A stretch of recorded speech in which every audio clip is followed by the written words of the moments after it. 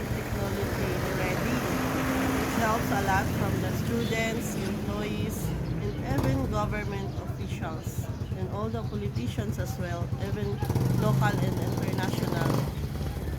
There is an advantage and disadvantage of the new technology. So if you are just enough knowledgeable about how to use it, it may help you. If not, it will distract you. My views on social media as of now, it's a quiet distracting, especially to those teenagers and even in the small kids. Why? Because at early age, even they cannot read, still they're using the cell phone for the social media just to um, catch their attention, especially when the parents are busy.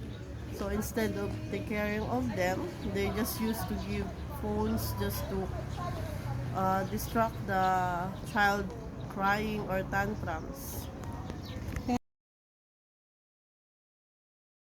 Tools affects their life and careers. There is a positive results for me. As I said early before, it helps a lot.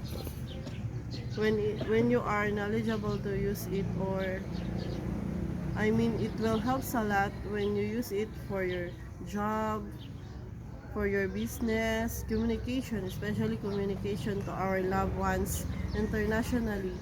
And of course, it helps a lot in our business. We can post and attract customers and dealing with such like a call center and any available resources that we need in our life. As of now, it's a new generation already, so we have to use this technology.